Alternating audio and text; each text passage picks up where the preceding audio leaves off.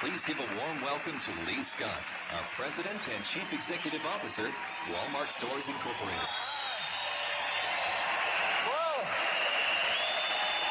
I know. Thank you.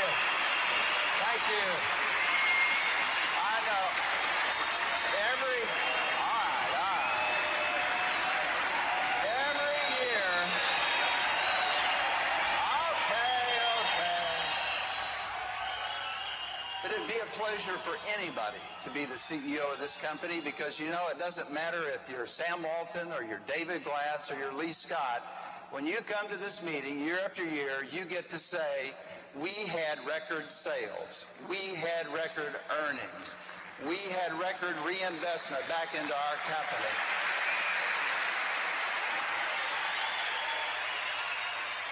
But you know, I say all that, but let me tell you, my friends, you better be ready to be better. Because today, for whatever reason, whether it's our success or our size, Walmart Stores Incorporated has generated fear, if not envy, in some circles. And that makes it more important than ever that we focus on doing the right thing and doing things right every time. There's two things that we should do. Number one is tell the Walmart story. Get the message out there. And the second thing is stay the course. Walmart is too important to individual families who are stretching a budget. We're too important to the suppliers who employ millions of people. We're too important to our associates for whom we have so much love and value so much.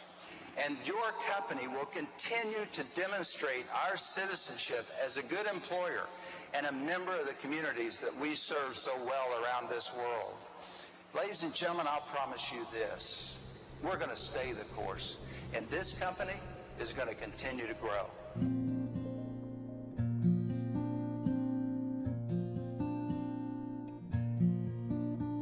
Actually, H&H was started in 1962. Started on Main Street in Middlefield. Little country store that at that time I was starting a family, and it was pretty difficult to know. It was a big decision.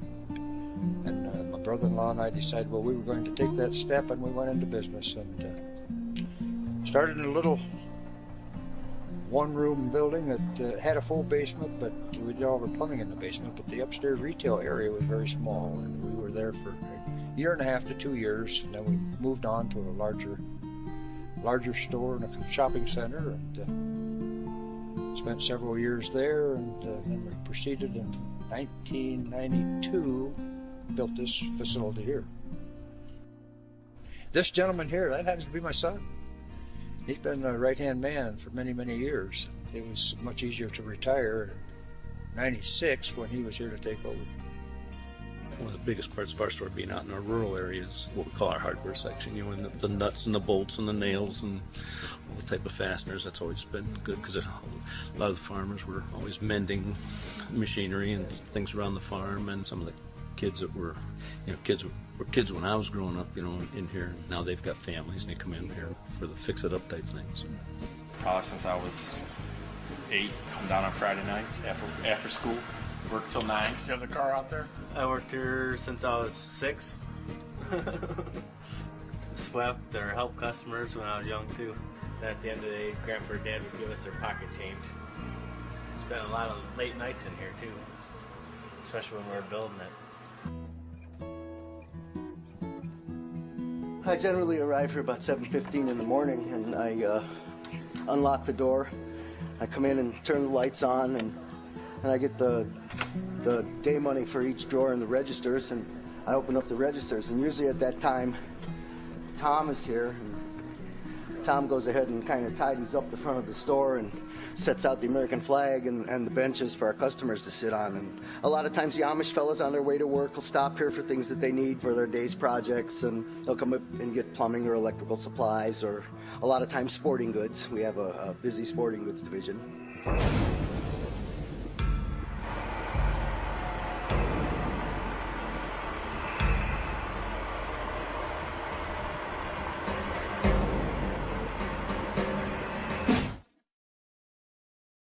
John has been preparing for it, trying to change stock and inventory, keeping in mind basically to stay with service.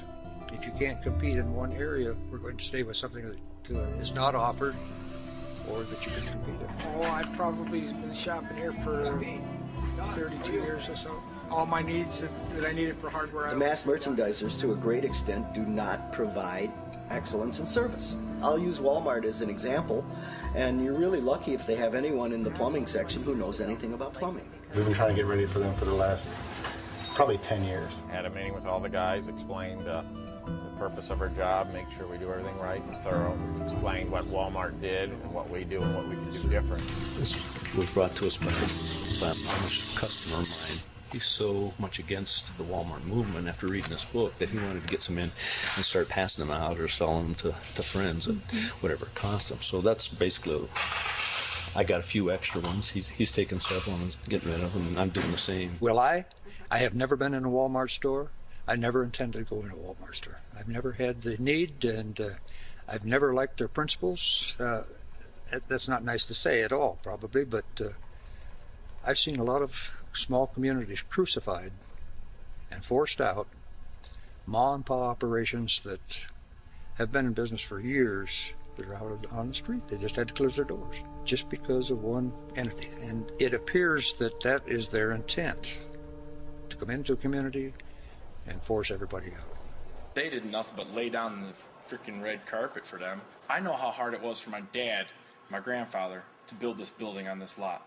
They went through everything to try to get the commissioners and stuff to allow them to build here. I mean, we had to, they got sign issues, got to be certain size. We had to make sure we had enough green around the area. I'm all for free enterprise, but when you look at the big picture, they're the people who own a company are the richest people in the world.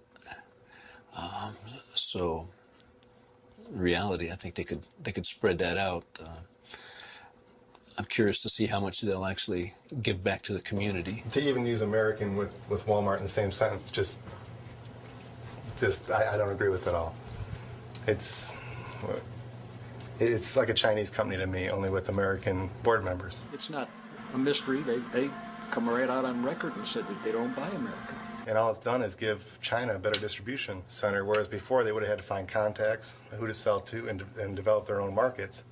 Now they've got a pipeline right in everybody's living room by going through Walmart. I think the government should have more control. You talk about monopolies. If Walmart's not a monopoly, I don't know what is. I'm not at all in favor of any kind of communism or socialism. I believe that America should always and forever remain free. However, I think that there need to be regulations established wherein, they busted up Standard Oil and they busted up Ma Bell. But Walmart seems to be going on a rampage through the American economy, and nobody's even paying attention. The logic of it escapes me, and I spend a lot of time thinking about it. Well, I'm a Republican. I'm a conservative, and but I'm following very closely what's happening with the unions. It used to be that the union wage was something that everybody would look up at and say, "Wow, he's a union worker. He's making $18 or $20 an hour." And I realize that's what we're paying our people. We're not union. Yeah, I'm all for the unions doing whatever they can do, and and whether it be Walmart or Kmart or any store that's not going to pay a fair wage. I'm a staunch American. I love America. It's the finest, freest country in the world. I'd still, at my age, I'd fight and die for this country. But it seems that there are things going on within this country, particularly from a business and economic standpoint, that aren't for the good of the people. The people in mass. A small segment of the population is doing well by what's happening, but the greater majority of the people are being made subservient. Sam Walton, I don't think would be comfortable with the way things are going right now. I don't think this is why he started the store. It wasn't to crush other competition. We have people in this town, families who can't feed their children, and families who have the entirety of their belongings in a car and in a trailer, and are spending most of their life in their car or at the mall because they've been evicted from their homes because they can't find work. They can't find work. And I think there's a lot of people that don't realize there are those people in town too. Right. You say that's in Middlefield, and oh no, that's exactly. That's not the case. I was dreaming all of a sudden that the people in this town caught on to a great extent, and we were all out in the street protesting. But I think the likelihood of that happening is like we'll probably see pigs fly before that. I put this business plan together that, with the help of different hardware organizations and people, and I went to several different banks to check on some funding. And when I got an appraisal on the business and the buildings, you know, the appraiser actually came in and devalued the building. Here, I figured it'd be appreciating after like 10 years, and he came in with a lower value, and I questioned myself, how can this be? I says, you know, with inflation and the economy's not great, but it still should be at least holding its value. And he said, no, he said, anytime a Walmart's coming into a town, they knock the values down, because sooner or later there's going to be a bunch of empty buildings and none of them are going to be able to sell. Any community on a grand opening is going to see a change, drop in sales. It happens regardless of whether it's Walmart or somebody else. You'll get a drop in sales. So there'll be a dramatic change of some type. How long it'll last? It can't last forever, because you just can't stand the overhead if you don't have the business. So something has to happen. And let's hope it doesn't come to that point. But you never know.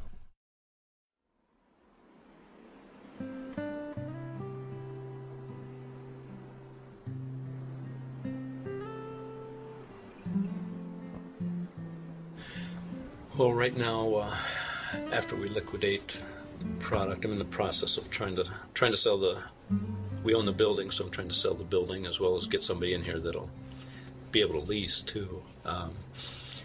I've got a couple people on the line right now that want to talk to me within the next couple days, and hopefully we'll work something out. We're going to sell the property, and you know, I'll be able to pay all my bills and walk away without any debt, and that's if it all works out right. And I pray that it will.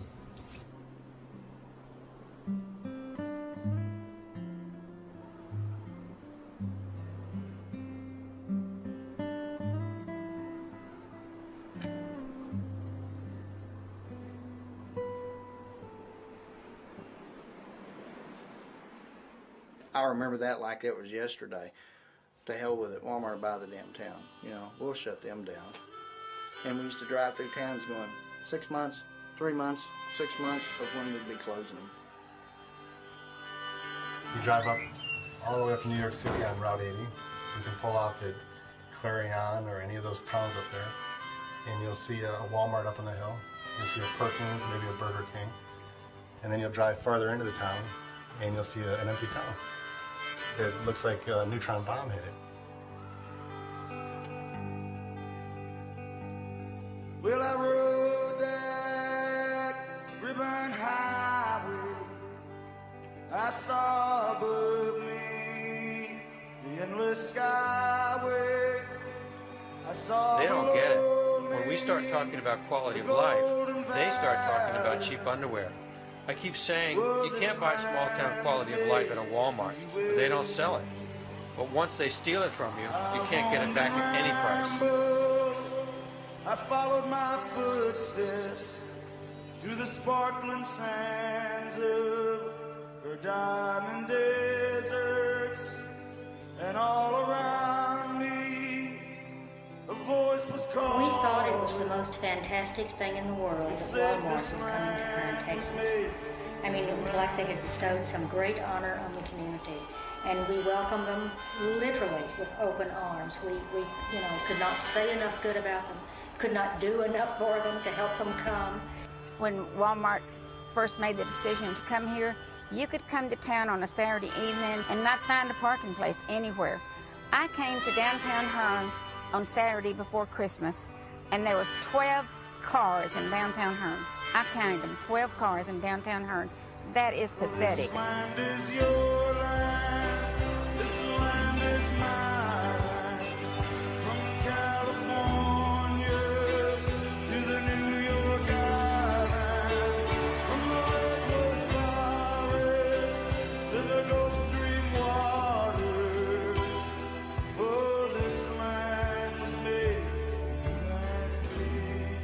Walmart was a great thing for our community. It's really awakened the west side of our town.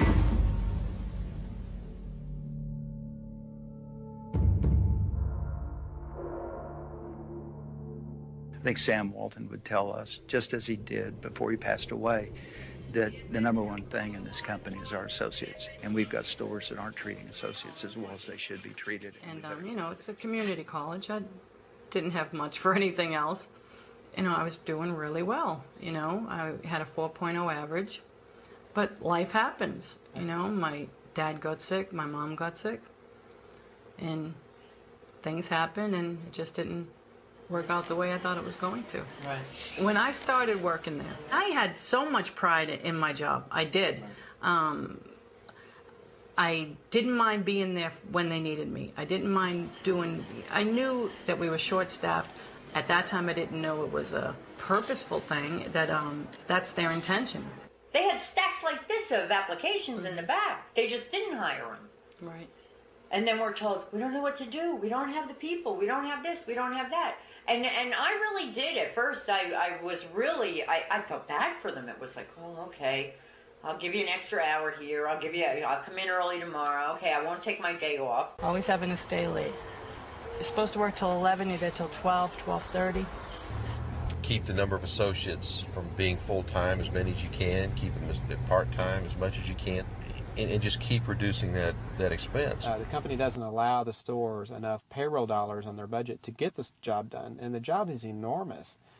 This company is raking in the dough in the sales. I mean, my store alone did over $100 million in sales the year that I left. Having to get up with the kids, getting them out to school after 4 hours sleep. They don't care about what you sacrifice. It doesn't matter how many people lose their families. It doesn't matter if the associates have good health care. It doesn't matter anything other than what the bottom line profit is for that store that month. It just makes it really difficult to have a good family life at Walmart. You know, if you can squeeze every dime out of them, you go for it. And it doesn't matter what happens to their families. If they fall apart, they get sick, you know. To hell with them. We're troubled by the fact that there are people who work full-time who, in fact, cannot provide enough for their families to live decently.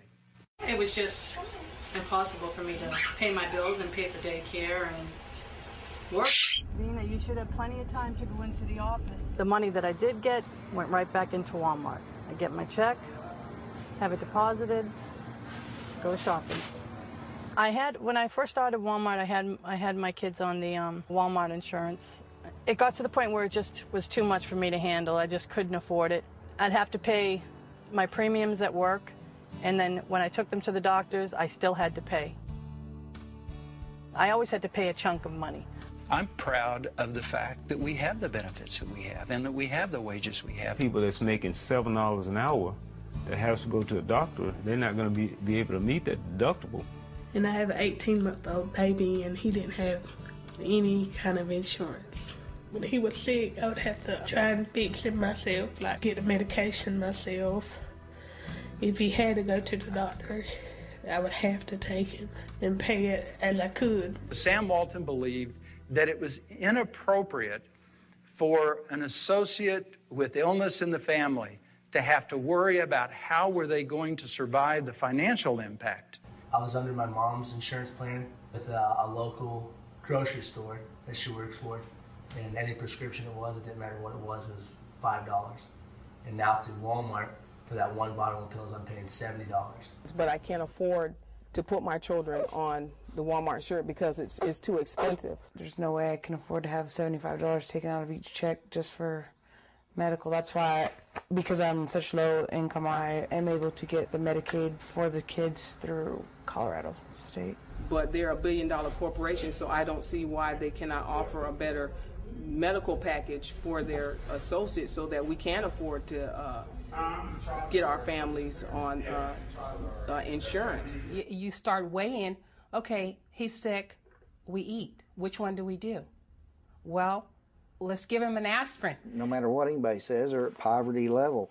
I watch so many people go without lunch in the lounges that I stopped eating in the lounges because I just had my managers eating there because I just couldn't stand it. They just wouldn't eat, and we weren't allowed to offer them any money. And there were people I see that didn't eat nothing. They'd take an hour lunch and just sit there. We have full-time employees that worked at Walmart, and they had medical, but the medical was so high, so they had to go out and get Medi-Cal, some type of government medical. While I was working at Walmart, I was on WIC. It's an excellent program. It saved my life, really, because you got all the formula and cereal and stuff you needed for the baby. And I also went to the Medicaid office. It can be a real hassle having to deal with the offices, but, you know, at least they're there. I'm thankful for the programs that are available, you know. It's not a fun situation. It's demeaning. I always heard people say, you know, oh, they're just, you know, there's so many people who just use the system, use it. I can't imagine that, because there is no way I would want to spend any length of time having to do what you have to do to get assistance. You talk about using the system. Look at the way Walmart is using the system. They're promoting people to go to Healthy Kids and to get food stamps and Section 8 housing, and they're the ones that are using the system. Yeah, it's pretty bad when you need to tell your employees that all these programs are available for you because we're not paying you enough money. Retail giant Walmart is encouraging its workers to go on welfare. Instead of paying for its employees to have health benefits, she says Walmart is making the government take care of it. In Florida, Walmart has more employees and family members eligible for Medicaid than any other company. Critics accuse the retail giant of using Medicaid and state programs for the poor as its health care plan. This report from UC Berkeley researchers concludes Walmart costs state taxpayers $86 million a year and county taxpayers as much as another $25 million to pick up the tab for public health care, income tax credits, housing subsidies, and food stamps. Evelyn Dees used to work full-time for Walmart, but didn't have company health care benefits. She literally couldn't afford to pay for it, so she turned to government assistance. What the public doesn't understand is that those everyday low prices are based on taxpayer subsidies. Walmart is getting away with it because they can. I talked to the regional personnel manager about who is going to take care of the Walmart associates and their health care needs, and he said, let the state do it. The personnel manager told me personally that there's assistance out there for people. They should be able to go use it. Use your taxpayers' dollars. I had a list of all of the government agencies and all the different places that people could go if they needed money for their utility bills, if they needed to apply for food stamps, or if they needed to apply for WIC or for Medicaid. So your dignity is not there, your pride is not there. You go to work knowing that you're not making enough money to really make ends meet, but yet you got to go with a smile on your face and fake it. Yeah, that's pretty bad. Come up with some type of health care that a full-time person can afford and don't have to put on the scale health care or feed my family.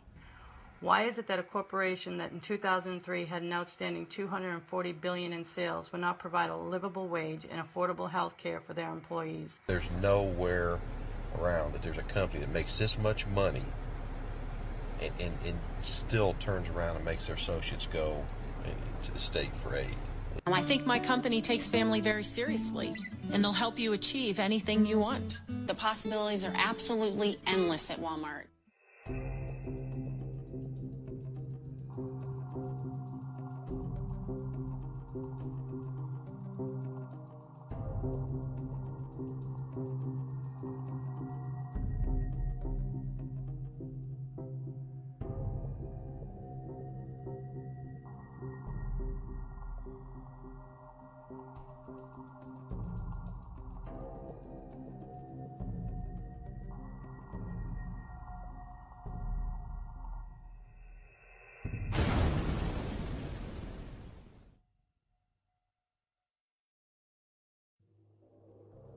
Think of the careers that get started in this company and the difference it makes in people's lives. But most importantly to me, jobs that come with opportunity for personal development. When I first started working at Walmart, I was still in high school. I didn't have any plans to go to college later on. You know, the people that I was working with were just so nice, and I mean, I just thought that was awesome.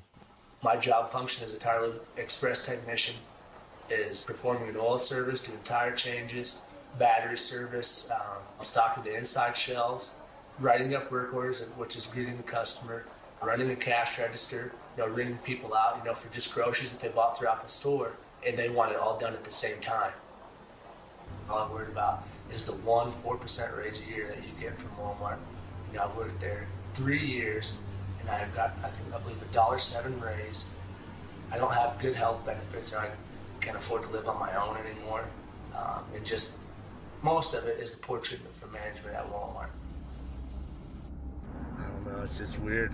I've always been kind of quiet and shy. And now, I kind of need to stand up for myself and, my community. So I just, searched the internet for a while, and whatever I typed in, it brought up the same thing. I type in employee rights, and it'd bring up the union, or fair labor practice, it'd bring up the union. These corporate people in the Walmart Corporation, they don't even really like to say the word union. To them, it's like a curse word. They just say third-party representation is the way they put it. Walmart is very opposed to unions, one of the most if not the most aggressively anti-union company in the history of the United States. Just relentless in their search for union activity and try to squelch it, kill it. Look at that, we got a few. Ed DePontis. Ed DePontis, he gave you a call, right? He gave me a call, and he says that he didn't want nothing to do with the union. His answer was no, no, no. I had a worker that came to me with a piece of paper that someone had typed up on a computer in big, bold black letters that said, "We need a union." No signatures, that's all it said. That in itself is enough to require me as a store manager to go and make a phone call. And the phone call comes to Bentonville. And that afternoon, I had to personally drive to the airport and pick up 3 guys that flew in a corporate jet and pick them up and bring them back to my store. We have to do this for the reasons we started it, What they do is they basically walk in and tell the store manager, you're no longer in charge of the store. Every decision goes through us. They taught me how to profile people. Of course, I didn't know that was the term then, and it was identifying people that were the strongest representatives of the petition to organize or at least get a vote. Anita, we need to contact still. Possibility there. You walk up to a couple of associates and they're both talking, they walk away from each other, they got to go. They're conspiring to do something. Be noisy, be happy, be boisterous. We're here to support folks who are trying desperately to fight against the world's largest, richest, and probably meanest corporation. The associates in the automotive department were flooded with brainwashing material against the union. I got fooled by a union, fooled bad. All unions work at is taking a cut out of my pay. Yeah, take your money and spend it to help in political campaigns and help people I don't even vote for. Because they know a union could just mess it up. But don't take my word for it. Just ask the associates working here in the building. I can't get within the store for 50 feet before somebody approaches me, or there's kind of somebody following me around the store. I was never alone. I was followed wherever I went. Truly, the managers would follow me. During the process of intimidating them, they just make their lives miserable. They do illegal surveillance. They put cameras up in workstations, work areas, break rooms. You got a target on your back. And everybody else know, I got to stay away from this person here because I can get fired for talking to this person. They're targeting a lot of it at Josh. They're like, because they were talking about Josh being like held up on their shoulders and paraded around. They're like, yeah, he just, using it for a way to get,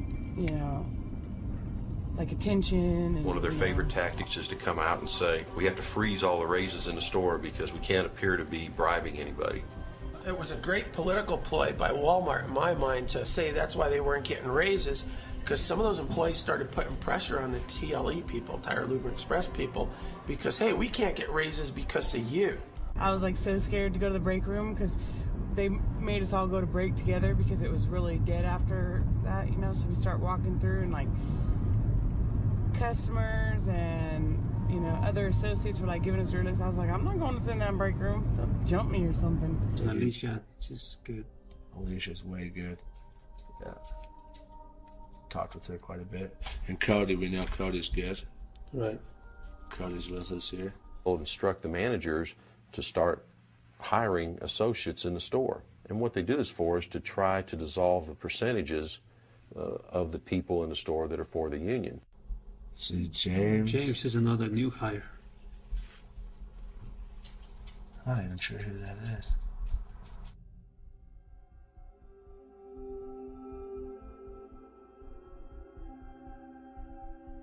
Yeah. But you know, this is our store. This isn't their store. We're the ones, we're making the money. We're the little worker ants, you know? So what's your prediction? Right now I'd say 50-50. Yeah. I mean, the few people in the middle are just going to make it or break it. Yeah. Right now. I think you lost Alicia. No, I've talked with her quite a bit. Yeah. She's just kind of hard to read type person. Yeah. I hang out with her and stuff on the weekends, but she's definitely into it. She's real strong. I just believe it's really just gonna go like done because, you know, Cody's not voting, Ryan's not voting yes, and I'm still kind of, I kind of really don't want to vote, but then I kind of have to because you know. You're getting all, you know, freaked out because of, you know, what they're saying. They're not going to know how you voted. They're not going to know. All it's going to be is a bunch of numbers right now. So we've got 6 for no, another 6 yes. So we've got 1, 2, 3, 4, 5, 6, 7 on the fence. The company does everything that it can, and that means anything, and they will kill it. They'll kill the campaign. Walmart winning out, as you said, 17-1, but the union says It's not a fair battle. It's not according to the National Labor Relations Act. But when they find that there's a campaign going on, everything that can be done, fair, unfair, legal, maybe not so legal, is done to keep the union out.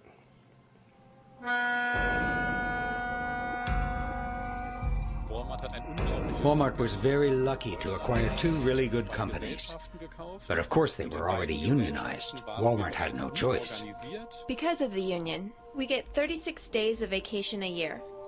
Usually people take 3 weeks in the summer, 3 weeks in the spring. It depends. You can split your vacations into 2 or 3 times per year, or even more often if you prefer. My job is very important, and if I have to fear for my job, it's a bad thing. A very bad thing. If Walmart says we're all a big family and we have nothing to hide, everything's great, then I don't understand why the colleagues in America can't have a workers' council, can't establish a union. I can't understand that. Walmart is a career. It's not just a job. Good quality of life, good educational opportunities for my children. It is right for the 1.2 million Walmart associates, including more minorities and more seniors that work at any other company in America. Walmart offers the right job at the right time in their lives, and it gives them a step up that economic ladder. My name is Edith Arana. I live here in Southern California. I have 2 girls. I go to school to be a preschool teacher. I worked for Walmart for 6 years. They explained to me the different things they offered and the type of company Walmart was. I said, that's a company I want to work for. I always found it rewarding to me to help the customer find what they were looking for. I could work wonders. Do more with less. I know the true meaning of do more with less. They want the associates to do more, and they're going to pay them less. They would come in the office or on the floor, it didn't matter where you were working. They would say, well, you know, we have no overtime. There is to be no overtime whatsoever.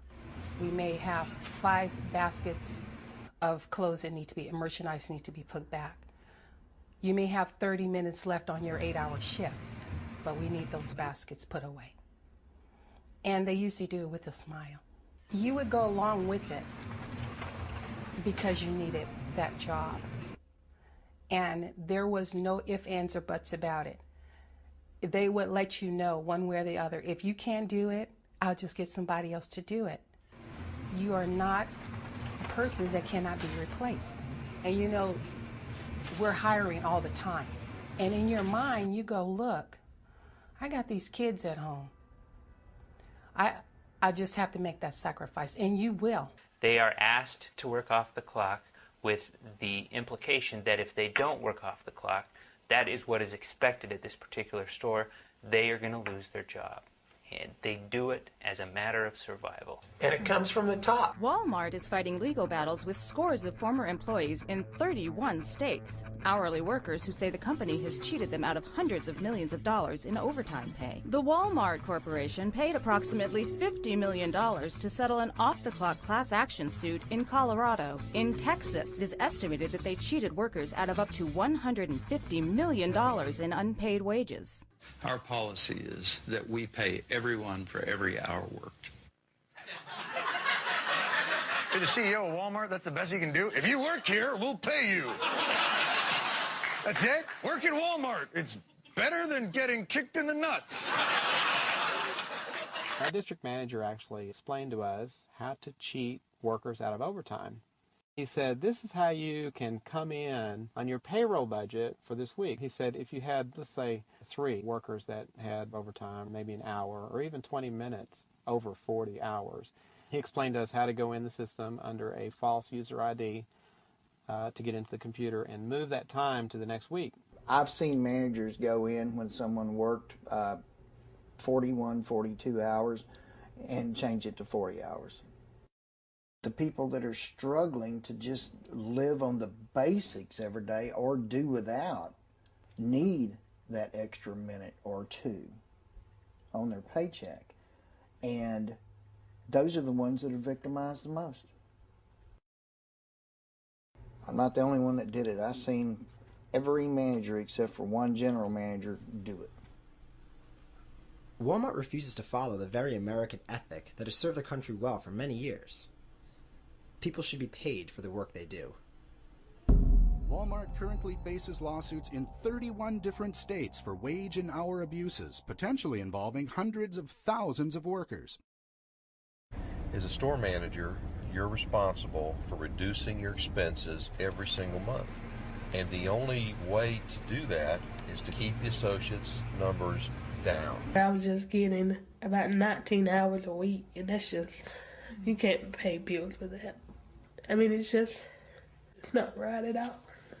If you're not getting those full-time hours for that week, that's devastating. It may help them on their bottom line, but it doesn't help you at home. When it comes to jobs, we have good jobs. 74% of our people are full-time. Most people in America don't know that. Although most people in America also don't know Walmart considers full-time employment 28 hours a week, which at their starting wage works out to under $12,000 a year. INS agents arrested 250 undocumented workers in 61 Walmarts across America. We was working from 9 p.m. to 7:30 a.m. We was locked in stores and we could leave store until store manager come morning. Walmart is paying $11 million to settle federal allegations it used illegal immigrants to clean its stores. I'm stunned that they would employ illegal immigrants. Very stunned. You're stunned they hire illegal immigrants for nearly no pay? Lady, you just bought a sweatshirt there for 29 cents. Walmart, the world's largest retailer, could be facing the largest lawsuit ever brought against a private employer. Lawyers suing Walmart will file their motion today, and if a judge agrees, the company could be facing a class action lawsuit for discrimination against 1.6 million current and former female employees. I had no idea about the lawsuit, and there were people in my store that had no idea about it also. Members of management that are in the upper echelons of Walmart management talk about how women at Walmart are useless. I had done receiving manager, I was operation manager, I was merchandise manager, so it's like I kind of did it all. I cleaned the bathroom every single day. Ken would come to me and he'd say to me, "Oh, it's your turn again." And I look at him, I said to him, it was my turn yesterday, And he'd laugh and we'd joke about it and we'd go back and forth and I'd say, "I know, I'm the only female that's working out here, so hence I have to clean the bathroom."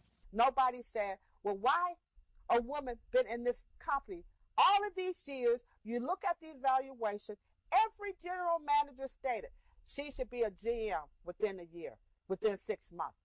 Every evaluation. What's wrong with this picture? The company hides the fact that these practices are very systemic. They're systemic, meaning that they come out of the home office. Bottom line, if you were a female, you just weren't worth it. You just were not, you weren't worth the time, you weren't worth the money, you weren't worth the effort, nothing. A blind man. My grandmother was blind. She could see better than what you guys have seen because you put the blinders on. You didn't want to see. When I called to file a petition or to file a claim against them, just to say that they discriminated against me because I was a woman. I'm Betty. I'm a Walmart associate. I love working at Walmart. I love that they pay me less than men because that means I can't afford to eat as much and I get to keep my figure. Jim got promoted to management over me, but that's okay because he's a cutie. You go get him, honey. When I applied for the assistant manager training program, I didn't get any response back at all. I went through everything I had done for my store manager, and I done it like you would do a checklist. Said, you told me to do this, I did it. You told me to do this, I did it. He agreed on with a nod, and I said, so now I want what you promised me. He just bluntly told me, there's no place for people like you in management. And I said, well, what do you mean people like me? And I said to him, I said that I'm a woman or that I'm black. He said, well, 2 out of 2 ain't bad. I was called milk boy, nigger, at this particular store. There was an incident where this one guy's bicycle, they hung it up in the ceiling and put a rope around it. Literally lynched this guy's bicycle. This is what they said. But I complained because it was, to me, it was offensive and it was unacceptable. What happened after that? Nothing. I don't know if I was more devastated than humiliated. But in my mind, the way I love people, I just couldn't see another person. Maybe they're not strong as I am to be able to take that. This woman walked through the hallway and said, eeny, meeny, miny, mo, catch a nigger by the toe. I reported this incident. Nothing happened.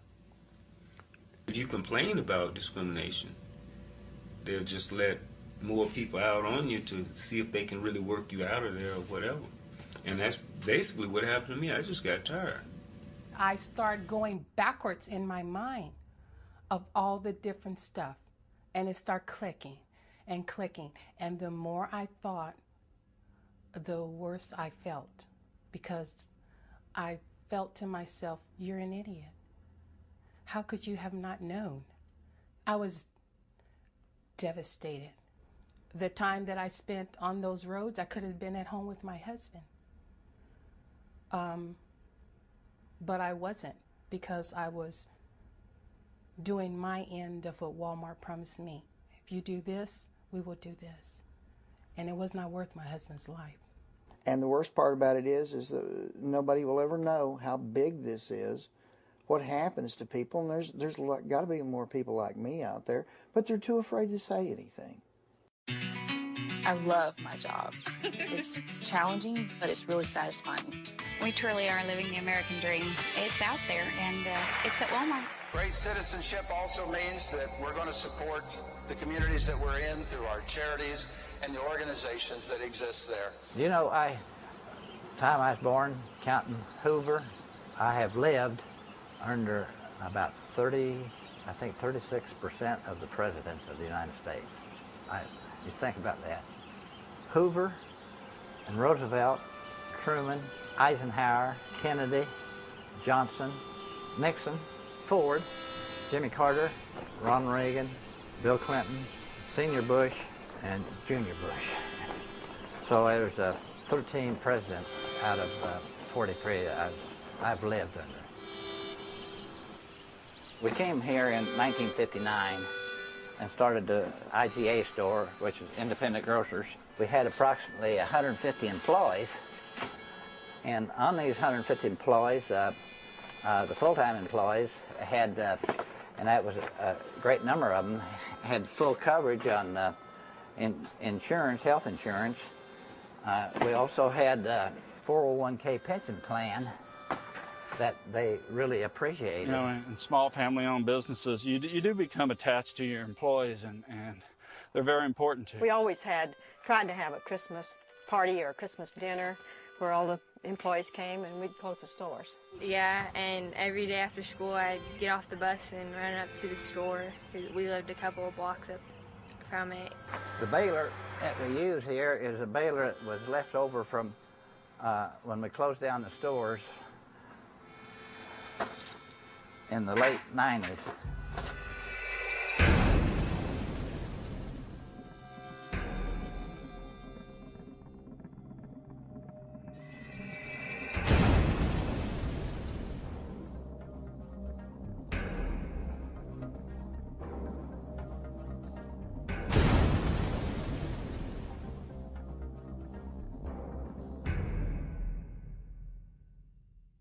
I don't believe it's fair the way that Walmart can come in with the funding that they get to put their sewers, infrastructure, road, parking signals, ingress, egress, etc. in compared to what the independent retailer gets. No, I don't believe it's fair. Well, certainly it's not fair, and I think he at one time did go talk to them in Cameron and say, if we're going to run a business here, can you help us? Well, no, they couldn't do that. I don't think it's fair to help them to build roads for their business, and at the same time, the store open puts others out of business. The competition that we're up against really hasn't caused the problem as much as our competition being helped by our government from one level to the other. They get all the breaks. Walmart's coming in and running us out. We know you helped them or you gave them tax abatements. Will you give us a tax abatement? And no, they couldn't do that. So the county nor the city would do that. And of course, everybody knew it was unfair, but what can you do about it? Maybe, well, there's nothing you can do about it. On sewer, water, any of that stuff, as far as I know, we never received one dime from the city, county, or any place like that. If you tell them that you don't want them in your city limits, there's been nothing to stop them from buying 5 acres out here outside the city limits, plopping their building down, hooking up to rural water, and having all the negative effects on the city and none of the positive effects. It was a supercenter in Cameron. It took about 40% of our business in Cameron, and about a third of our business here in Hamilton. In Brookfield, it took over 50% of our business just overnight. It was hard to make those payments with a wholesaler having problems themselves. So everything just kind of culminated in everybody having problems. To pay the employees, well, you used cash from the inventory, and then you didn't have any inventory. In the process of all this, I had to borrow money to put in the stores and with the farm as collateral. It went down from there, so we had no recourse but to just close them up. And it was 40 years of hard work that seemed to disappear all at once. It wasn't a very easy thing to adjust to, but... And now You can see Irvin's still saddened a lot. It certainly wasn't what he planned. But we had a lot of good times, so, you know, he did a lot of things. He knows lots of people, and they respect him, and so I don't know what else you're going to get out of To close that store, and that was a Sunday morning, and I went down to open, and just... Yeah, I remember coming down the stairs and sat down on the couch, and Mom told me, and I started crying. It was like a family member. We were there every day, and it was a big part of our life. It was probably my favorite place. I liked being there. They wanted it for me, and I love them to death for it. But, you know, they wanted it for me and my family. And if Walmart still gains ground and have a monopoly, where will our families and where will our children be, and what will they have to do to work and to be competitive? And in 10 years that the spiral is going, it could be very, very serious for the nation. It might happen that way now, and I hope it don't for our children's sake, but it could be real serious, be a revolution. I won't say it'd be a civil war, but it'd be a revolution. And I don't think anybody wants that.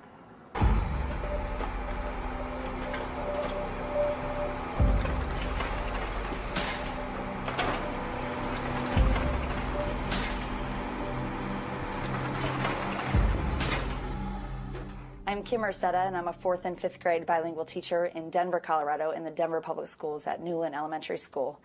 And Walmart received subsidies of about $1.7 million.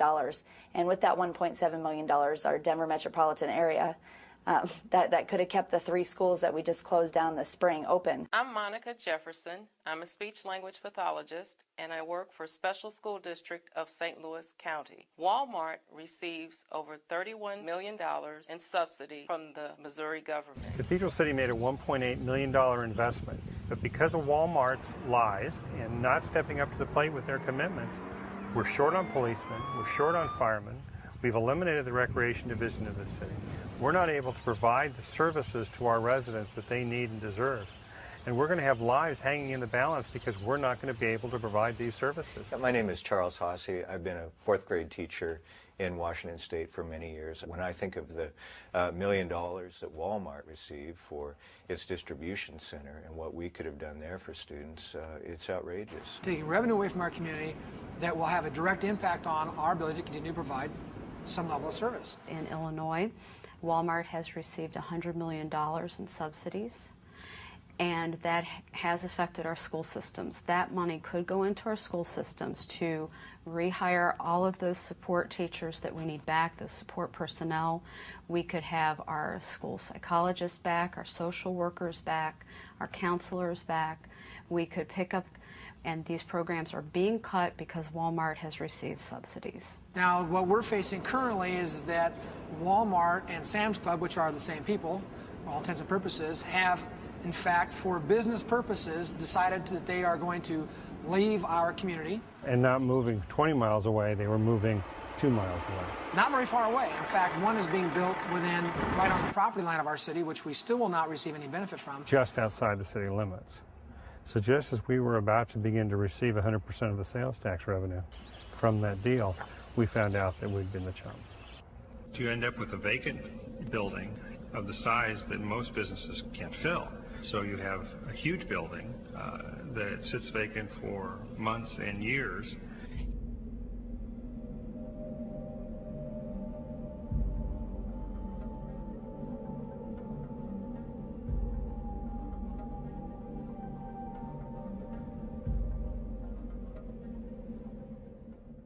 That's why at Walmart, we give back $5 every second to the communities we serve throughout the holidays and all year long. To make the season and every day a little brighter. But you know, responsible citizenship also means looking out for the environment. we can make a difference in this area of sustainability. One of the most exciting things about the Riverkeeper organization is working with the public. And we have a lot of volunteers that volunteer to keep their part of the Catawba River. Because the Catawba River is dammed 11 times and has 11 lakes on it, we have lakes with coves. And so we call our volunteers cove keepers. And these cove keepers work to safeguard and protect the Catawba River.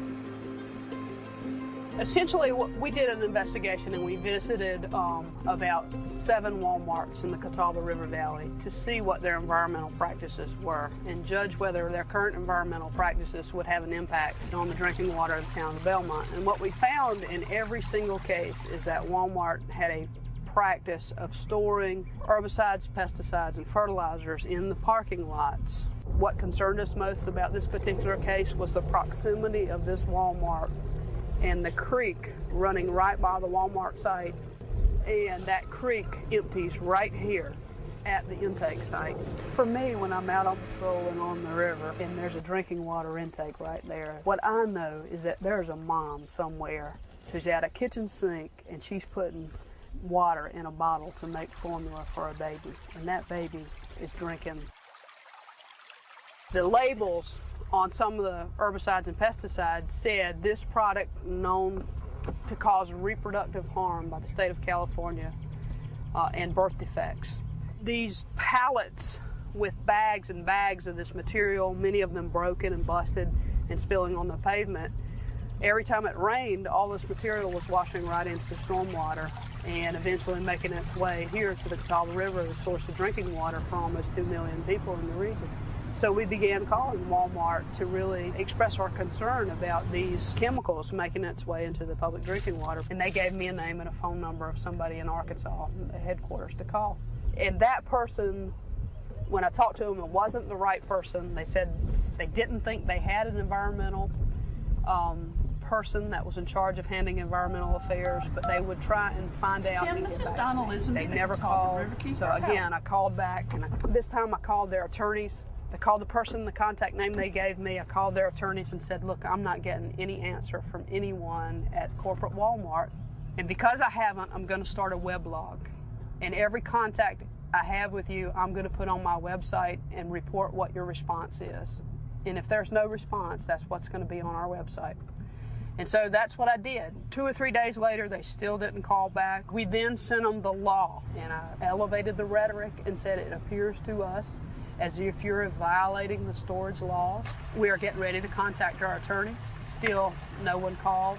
Finally, the attorneys for Walmart who had testified in the hearing gave me the name of a person that they thought was their contact. I finally reached that person at Walmart headquarters in Arkansas, and he said he had just started the job.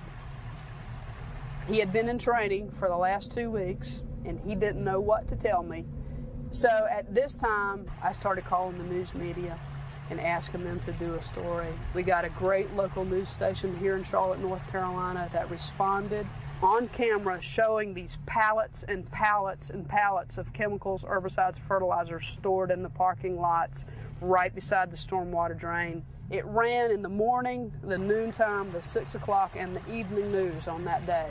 It just so happens that the Walmart manager for the local story where most of the video was shot, that had 81 pallets of this material out in the parking lot, saw the story.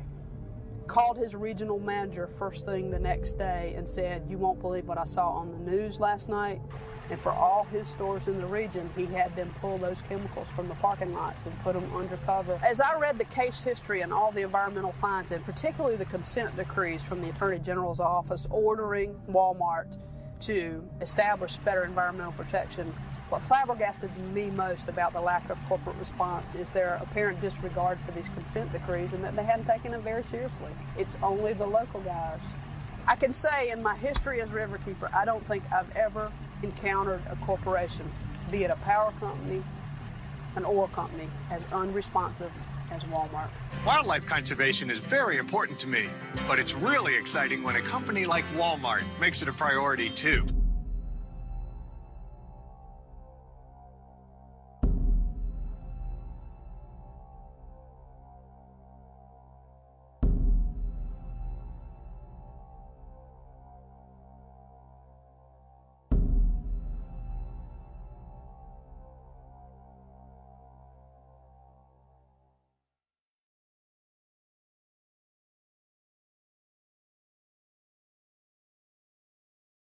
We have a great relationship with the Chinese government. They have treated us very fairly in what they have done. They actually, much like in the U.S., they hold us to a higher standard of sanitation, higher standard of employment.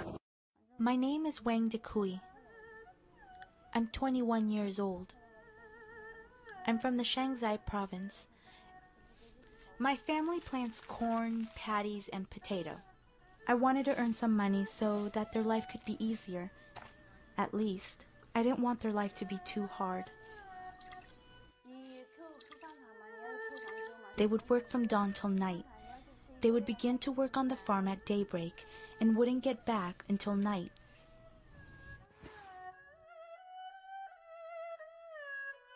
I thought about working in the factory when I was in middle school. At the time, I thought that it would be interesting and exciting to work in the factory. I left my hometown on April 29th this year, and then began to look for a job in Shenzhen.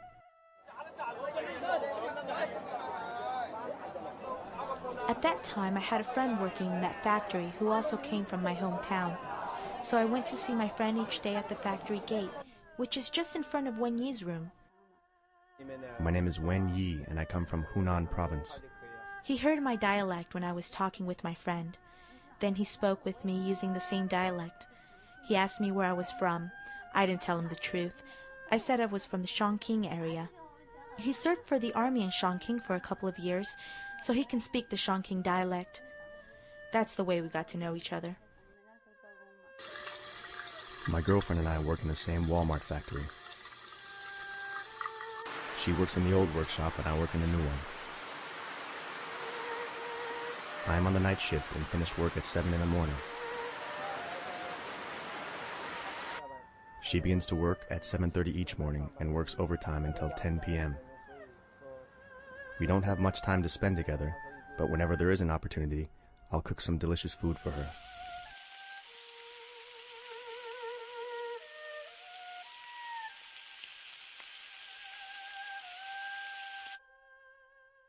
We like singing karaoke, shopping around and buying some little things.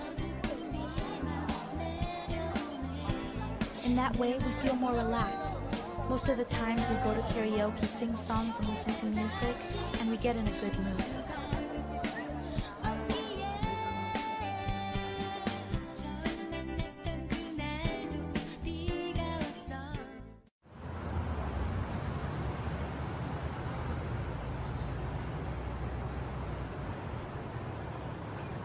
We tend to rent a room outside and cook by ourselves because the meals offered by the factory are really disgusting.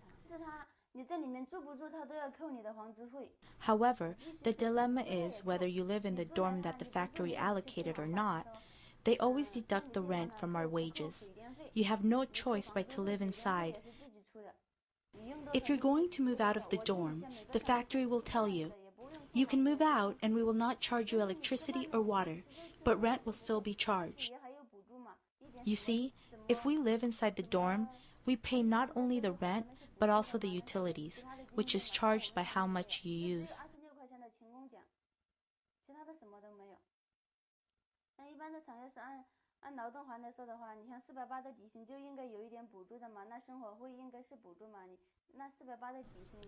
There are very few fans installed in my current workshop. It's extremely hot inside. If they plan to install a new fan, then the others will tell us that we can only have one fan, or the fans that are there. In my working position, there's no wind at all. Can you imagine? I'm sitting there and dripping with sweat all day long. My body never gets dry. Walmart informed the factory that it was going to send people here for the inspection, and they will tell us how to lie for the inspector. For example, the workers must respond as though they worked 6 days when asked how many days they worked, even though they actually worked for 7 days. Then we workers don't dare to say anything wrong because we're really afraid of being punished by managers. Walmart informs us in advance and has a meeting to teach us how to lie. If you lie well, you'll be rewarded. If not, you'll be punished or fired. The worker is given a fake pay slip, and they never let you have the chance to speak out the truth, but threaten you to deliver false information.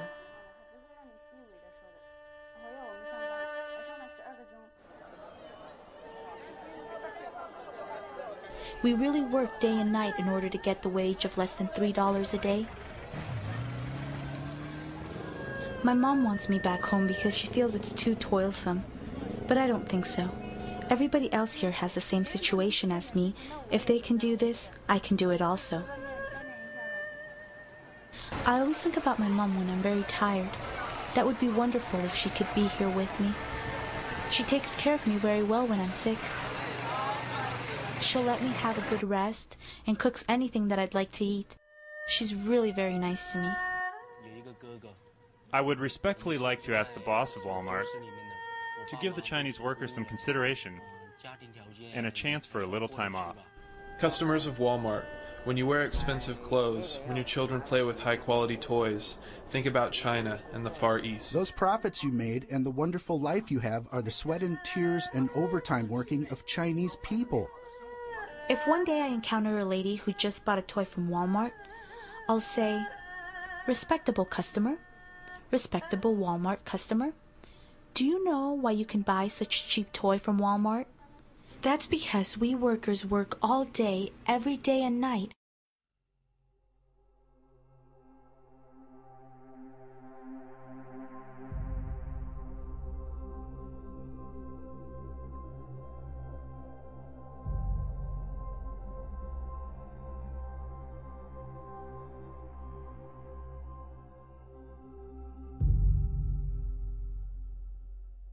We added 125,000 new jobs around this world this past year. Good job.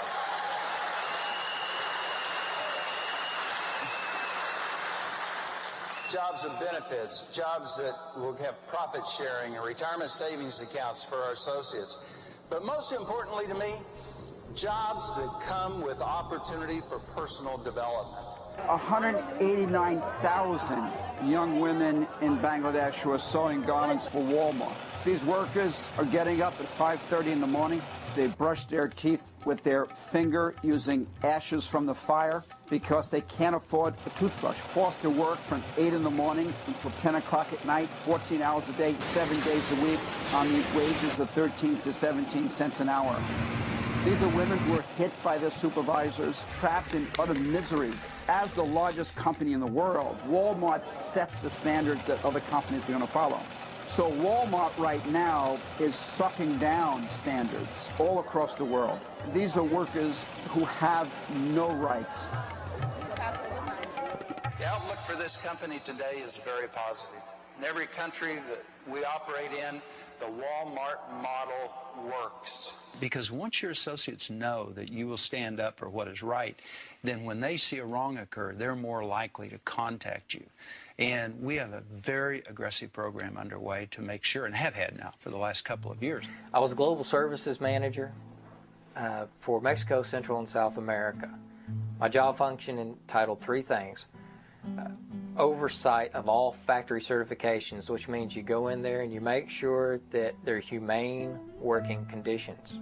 Big deal with the factory certifications is to make sure that the workers are in a clean, safe, humane environment. When I was in the factory and, you know, you talk to the people and the people were so nice and they were so good and they were just working for so little money and without any condition of fairness whatsoever with their compensation and their working conditions. I went back to my hotel room and just wept the first time. And, after dinner, I had picked up the phone, I was calling my wife and just telling her what I'd seen, and then, I just started crying about that, telling her. She was like, "It's going to be all right." And I'm like, "I know, we're doing the right thing," but, I just couldn't imagine it was this way. I thought that a company like Walmart, once we started reporting the truth of what was happening in the factory, would take quick action to try and make the working conditions better. I believed in the mission and the culture which I thought existed at Walmart. I led more Walmart cheers than just about anybody that I know. Didn't even mind being the squiggly. I mean, if you would have cut me, I would have bled Walmart blue blood. I didn't know that we weren't going to make it the goal to correct the violations. And I didn't think that any retaliation would be brought against me for doing my job. Now I realize I was pretty naive, but it just didn't occur to me that Walmart would do anything except for the right thing once they were faced with the truth. I kept going into other factories and seeing the same things over and over again. And it became apparent to me that this was not an isolated issue. All you got to do is follow the money, and the ones who are in power right now have tremendous pressure on them to perform like never before. The system was designed to keep the goods flowing to the United States. When push came to shove, they did not stand up and do the right thing. What really happened was we were getting fired for telling the truth about the factory certifications. And that was shocking. It was embarrassing. It ripped my heart out. To have all of that ripped from you and then to get sold out and lied to, Walmart let me down, and when I needed somebody to look out for me, even though I was trying to look out for Walmart for years.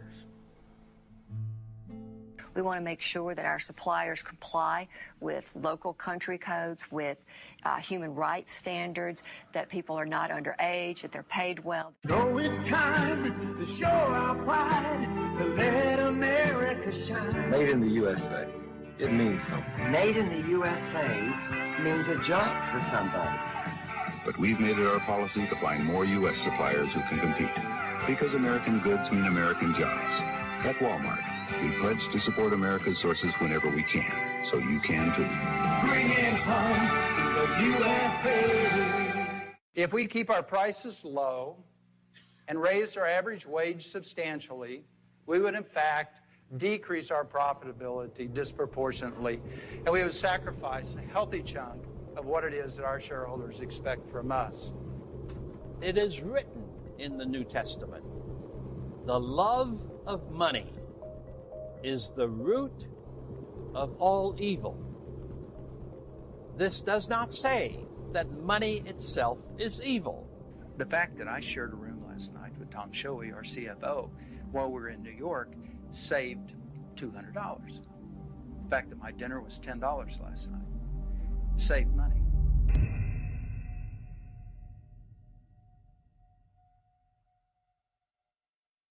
You shall not steal. Doesn't this teach us that keeping everything for ourselves is a form of stealing? Or are we commanded to help those less fortunate to find enough to eat? Today I want you to know, however, that 5 members of that family together are worth $102 billion. The widow and 4 children have in the last 20 years emerged on the list of the top 10 wealthiest people in the United States. They could easily take $10 billion of that and see to it that every employee of Walmart in the United States has health care, an adequate pension, and adequate wages. Well, Walmart, after the 9/11 attacks on the World Trade Center and Pentagon, they apparently decided that they needed to have a bunker. There's a facility for the Walton family in case of an apocalyptic attack, a residence that they can live in and reside in case they had to do that. There's a helipad behind the facility back there where they can come in by helicopter, and there's satellite uplink dishes back behind the facility. And most of it is underground, as you can see. You can't really see much from the gate, which is all fortified. Faith means nothing at all if it does not involve us in loving one another as neighbors in compassion for the poor. When you hear these bells at Walmart, do you remember the people they're ringing for?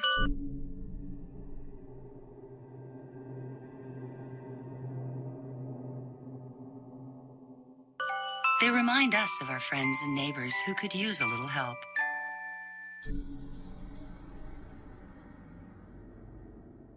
That's why at Walmart, we give back.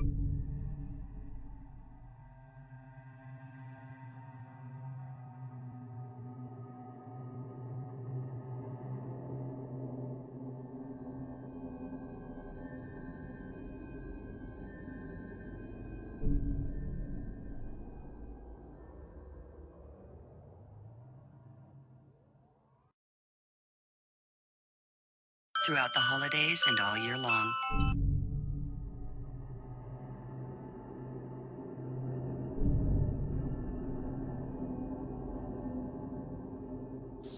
Of course, the most important beneficiary of this store is our customer. It's the customer who lives in that neighborhood. I was actually selling cars for about 6 months, but prior to that, I actually had my own business. I was doing wood refinishing on boats, and I actually did quite well at that. So I'm getting a little too old for that.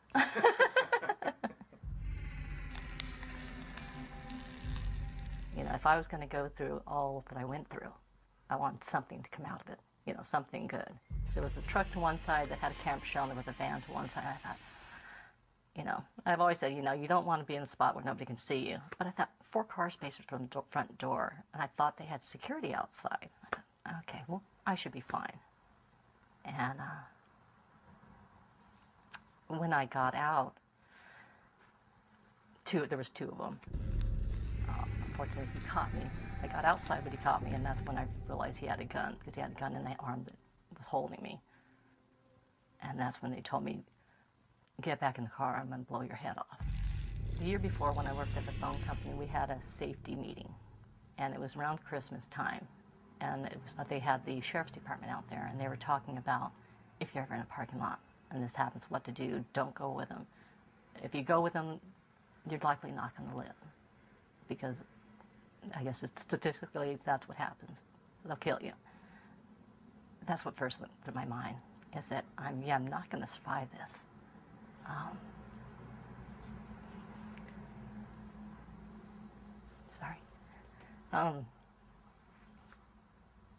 So that's why, you know, the decision to jump out, because I thought, you know, I want to either chance or I want to choose, you know. And I didn't, because I thought they were going to rape me too. When he said he didn't want the car, I thought they were going to rape me.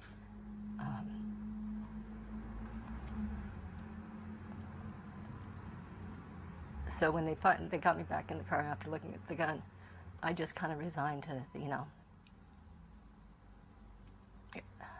like there was nothing I could do.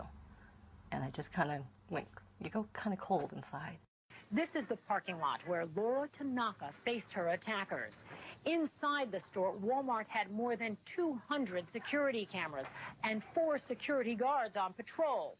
Outside, there was nothing. The police did recommend on-site security, and that there was none. That they had assured the people of the neighborhood that they would provide security and make sure it was safe for the neighborhood, and that wasn't done. It was evident that Walmart knew they had substantial problems in their parking lots. Walmart was aware that the majority of the crime throughout the states occurred in their parking lots. Despite the fact that 80% of the crime occurred in their parking lots, they had done almost nothing to protect the customers in the lots. Rape, murder, kidnapping, all of these shocking allegations, and they come from Walmart shoppers. Report of a Walmart parking lot attack. Tonight, North Texas police are on the hunt for a would-be kidnapper. A violent attack in the parking lot of an Orange County Walmart. At least one man tried to carjack, rob, and shoot a woman. Who shot and killed 33-year-old Mark Korenick in the store's parking lot. A bold and deadly shooting. It happened this morning at the Walmart. Taylor's woman is recovering tonight after fighting a thief in a Walmart parking lot. A man is arrested after a tire iron attack. It happened in a parking lot of this Walmart. The two teenage workers shot while gathering carts in the parking lot yesterday at this Glendale Walmart. It happened at 1:48 this morning in the Walmart parking lot in Riverdale. She turned to run from the subject and was shot in the back. Walmart has conducted research on crime in its parking lots, and critics accuse the company of a nationwide pattern of covering up that research, of failing to turn it over in lawsuits. Here's what Walmart did not want to show. As early as 1994, as you can see in this internal document, a Walmart study showed that 80% of crime at Walmart locations occurred in the parking lot.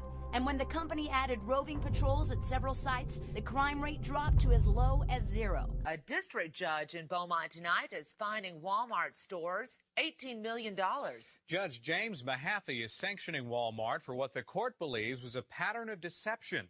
It involves the case of a Southeast Texas woman who was sexually assaulted and raped in the parking lot of Walmart. The court found that Walmart did not disclose that it had conducted a safety study, a study that found if Walmart would put employees in golf carts patrolling its parking lots, crime there would drop to 0. Judge Sherilyn Wood heard a case against Walmart in Houston, Texas in 1999 involving an assault in a Walmart parking lot.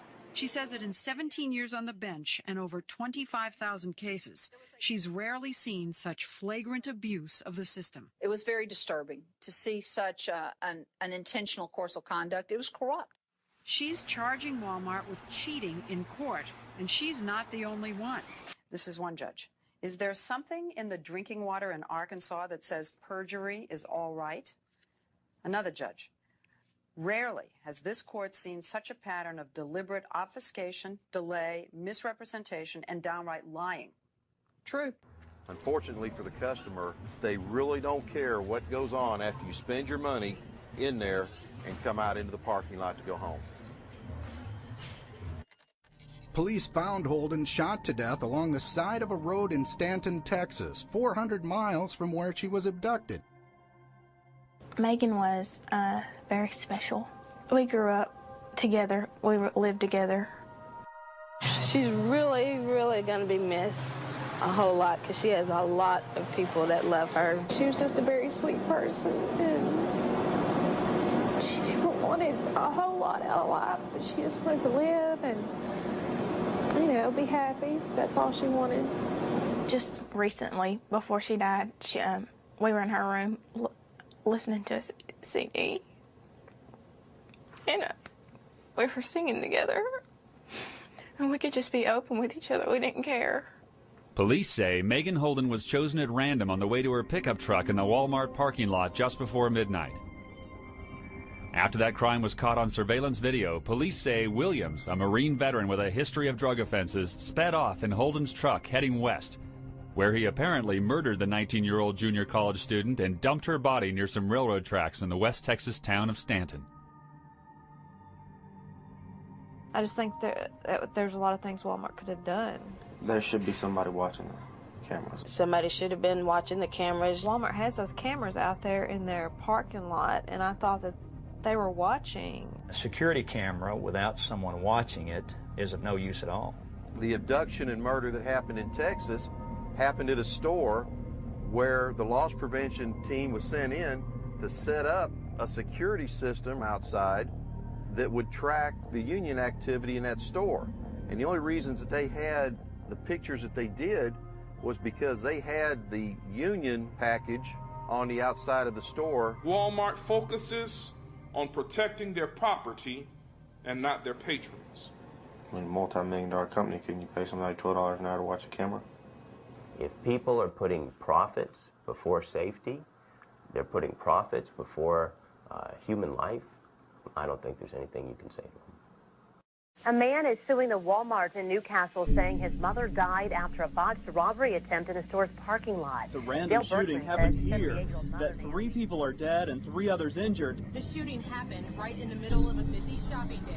At least one man tried to carjack, rob, and shoot a woman. In the Walmart Report of a Walmart parking lot attack. Tonight, North Texas police are on the hunt for a would-be kidnapper. A bold and deadly shooting. It happened around 1:48 this morning. Random shooting. Kidnapping and killing of Vanderbilt, Florida. Shooting happened. Tonight, North Texas police are on the hunt for a would-be kidnapper.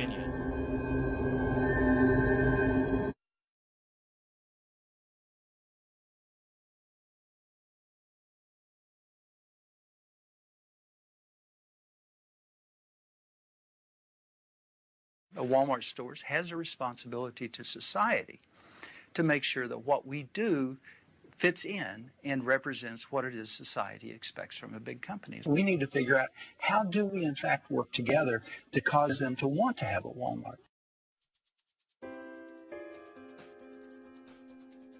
On December 6th, there was an article on the front page of our local paper, and it said that Walmart was going to build a super center on the corner of Queen Creek and Alma School, which is just a very short distance from my house. And this particular location was within our planned community, and it was within walking distance of an elementary school and a junior high school. And I felt that it was an inappropriate location for something of that magnitude. So I decided to form a campaign and say no Walmart in our neighborhood.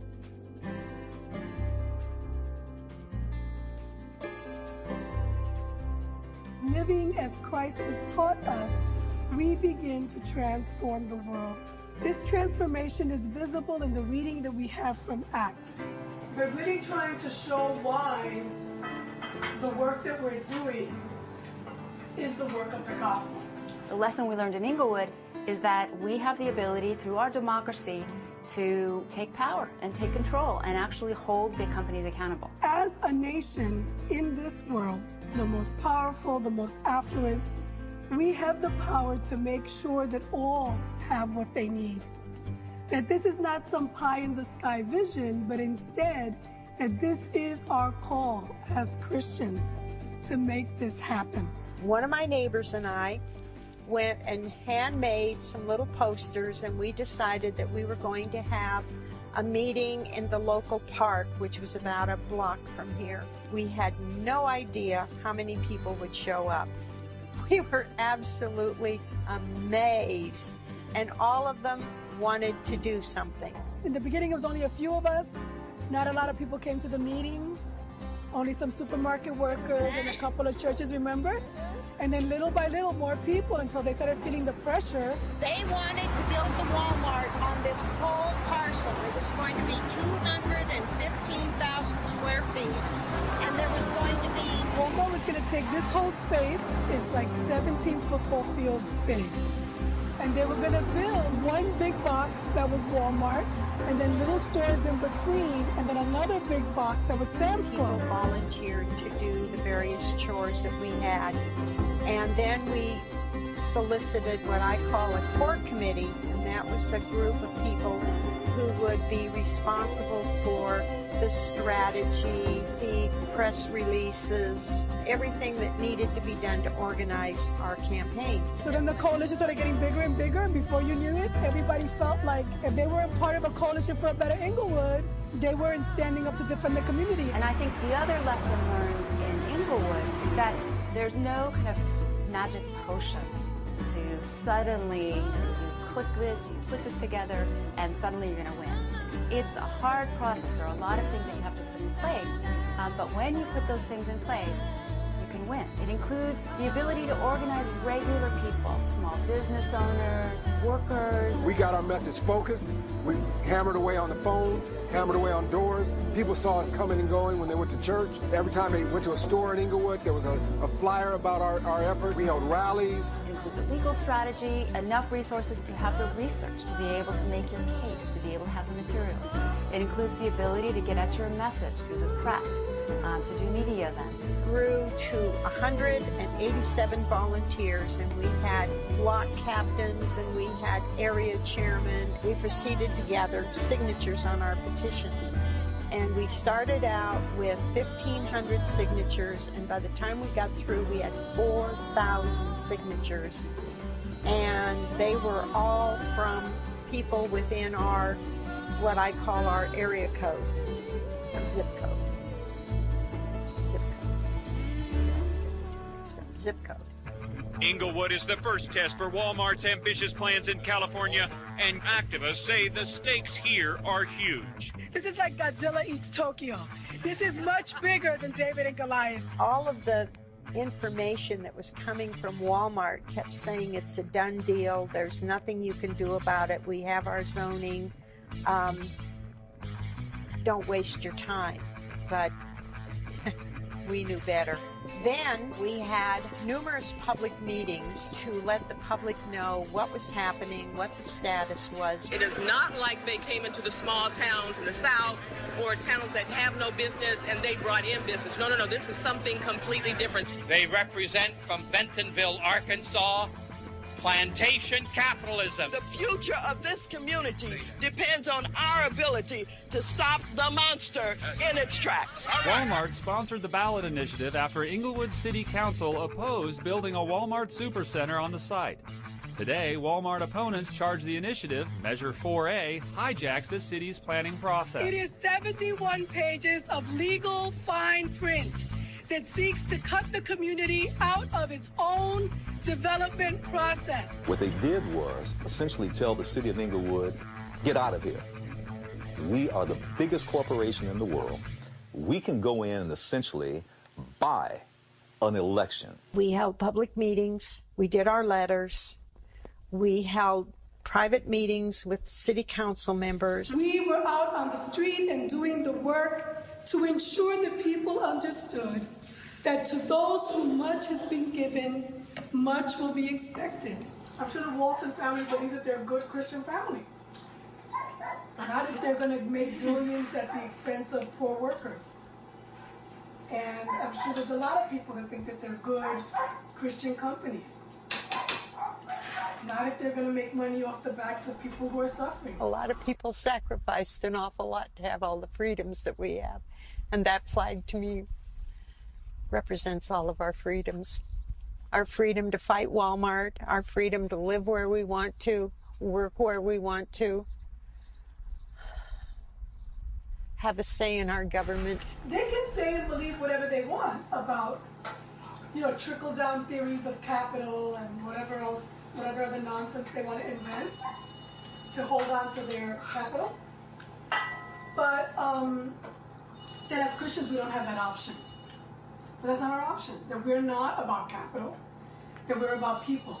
We came before the city council for the final vote, and the council voted 6-0 to deny Walmart and Vestar, the developer, the right to build the store on that property. Residents of Inglewood, California are voting today on whether to approve the construction of a new shopping development dominated by Walmart. That night, we gathered at a local restaurant, hoping for a miracle, but braced to go back to court if the measure passed. And now the votes are coming in on a proposed Walmart superstore in Inglewood. 3,000.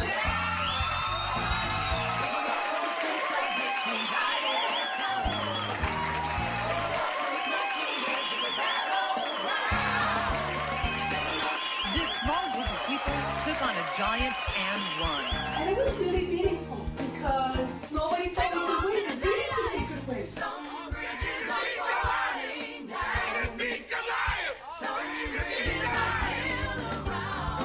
The City Council in Monroeville, Pennsylvania handed Walmart their hat today. Walmart packs its bags in Cobb County, Georgia. Community resistance paid off for Hickory, North Carolina. Walmart hit the road. Anti-Walmart candidates sweep the Helotes, Texas election. Another trip down the long and dusty for Walmart in Biloxi, Mississippi. When you have a group of people, a small group of people, who don't want you in a community, does that mean you're not going to go there? Thornton, Colorado defeated Walmart. Walmart loses to Plainfield, Illinois. Las Vegas, Nevada defeated Walmart. When Walmart defeated you have a group Lake of Wade, people, Texas. small group, Walmart defeated who don't want you in a community. Walmart loses to Charlevoix, Michigan. Neighborhood fights off proposed Walmart. Walmart beat Walmart loses to Chicago, Illinois. Walmart zoned out. Flagstaff, Arlington, Arizona. Texas rejects Walmart. Stanwood, Washington. Victory, Colchester, Connecticut. Success, Centerville, Utah. Victory, Harrison, New Jersey. Warrenton, Pennsylvania. An anti-Walmart slate was elected to City Council in Deptford, New Jersey. Voters rejected Walmart in Lebanon, Pennsylvania. City Council votes 46 Pro-Walmart mayor defeated in Glendora, California. Walmart beaten in Medford, Oregon.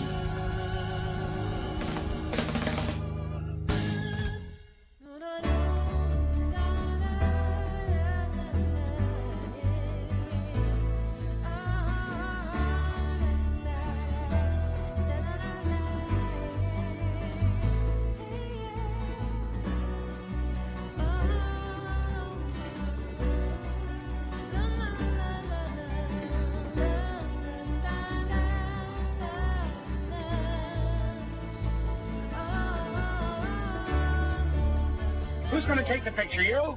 1 million people a year visit Washington's adult home at Mount Vernon. And on this President's Day, there was disbelief that anyone would dream of disturbing his boyhood farm. Because there's plenty of places for a shopping center, but there's only one Washington farm. Surveyors have already marked off the property line for the Walmart. No, that's history. They shouldn't destroy a piece of history like that.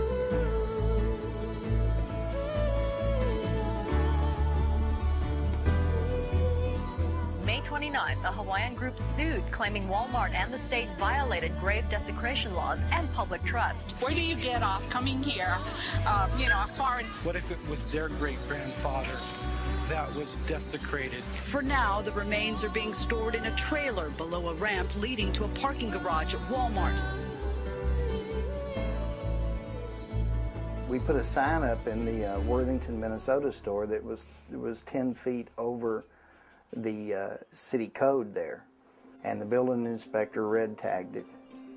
And the next thing I know, that there's an overnight, they call me and tell me there's an overnight package coming for me and I'm to take it to this person. The envelope wasn't sealed, and so I just opened it up and there's a $10,000 check, and I gave it to the individual, and the very next day the red tag's off the sign.